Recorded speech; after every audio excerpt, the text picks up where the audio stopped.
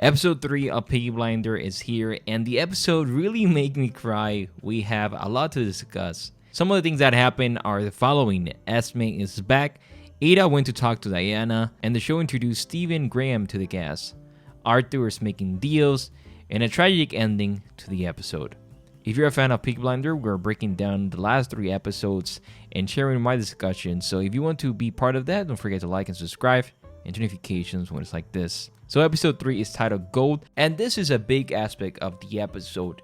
Now, it's not a good time to be a member of Tommy's family. Ruby had contracted tuberculosis, a highly infectious lung disease that is transmitted when those affected cough or sneeze.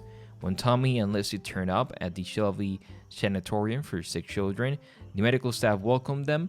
Tommy and Lizzie were clear that Ruby was not lucky. If collapsing her lung did not work, doctors will try gold salts, ionic medical compounds of gold that were used to treat tuberculosis during World War II, despite no scientific evidence that they work. You can try gold, he said, and I will try something else. So Tommy believed the big aspect of Ruby's illness is that it was caused by a curse that was put on him by Esme, the widow of his brother John. It was punishment for the part he played in his brother's death. Esme promised Tommy and Arthur no peace, and it's fair to say that neither has had a decent night's sleep since. Tommy promised his daughter that he will make her illness go away as he sat at her bedside. You can try gold, Tommy told Lizzie. I will try something else. And this is where he's going to find Esme. Another aspect of the episode is that this was a big episode for Ada. Not only did she appear to be more in control of her own destiny, but she also came face to face with one of the most notorious figures, Diana Mitford. The ladies were conducting business on their own, with Diana Oswald mostly sulking because he heard Tommy Shelby was not coming. This scene has one of the best lines. She said, "Tell me, what is so emotionally mutilated?" Diana inquired of Tommy. "Because he's a character in a novel, of course. One of those novels ladies like you like to read." Ada Thorne took advantage of Tommy's absence to take a meeting with Diana, and she talks about, of course, they argue when the time came for the great cleansing that Jews will be dealt with, while gypsies should be spared. Ada drank the whiskey Diana had poured her and tried not to show how uncomfortable she was with the conversation. This scene was super amazing, and you can see how much you hate the character of Diana. Now, there's a lot of lifting. Tommy treats Esme on Wales, and Thomas do not get the warmest of welcomes from his former sister-in-law. They talk about, Esme said, "You want to lift every curse everyone ever put on you? That's a lot of lifting." They set off in a horseback, and the grave was the source of Tommy's woe. At least if you buy into the gypsy folklore that boils away in the background. This, of course, is a big aspect of the episode, which I have to say was a little bit boring.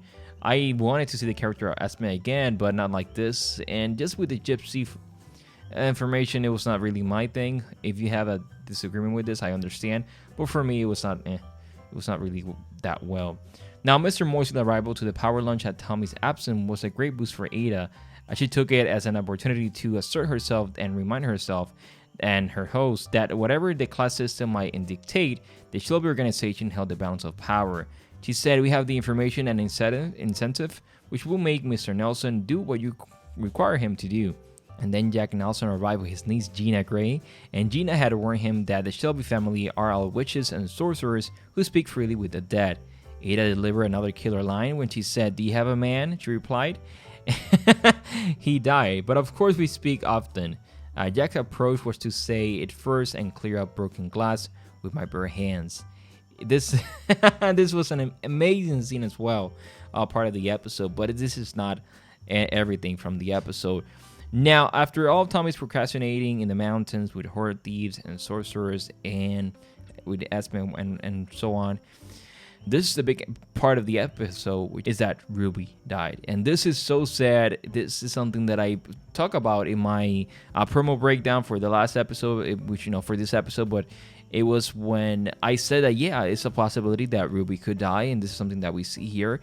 This is a heartbreaking scene at the end, and wow, this is gonna destroy Tommy. I don't want to see this in the next episode. I'm not ready for episode 4. We still have 3 more episodes, so episode 4, 5, and 6, and I'm not ready for this. This was just amazing way to end the episode, way to start the last 3 episodes of the season. And just 3 episodes, episode 1 to 3, really set up everything that we're gonna see in the last 3 episodes, which is super sad, and I'm not ready for this. And what are your thoughts on the scene? I want to read your comments. And if it's your first time here, my name is Christian from Beyond Premiere. I forgot to introduce myself, but wow, what a way to end the episode and just showcase what we could gonna see in the next couple episodes. I'm still sad. I don't know what to say.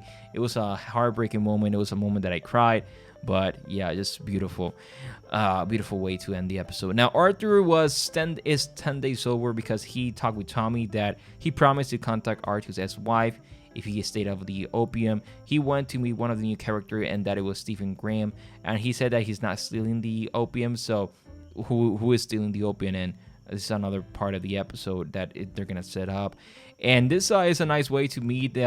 Now Ada, Tommy's sister, decided to give Arthur something to do, and he went to Liverpool to deal with the Hayden Stag, the rumored leader of a gang of dockers stealing from the Shelby opium stash.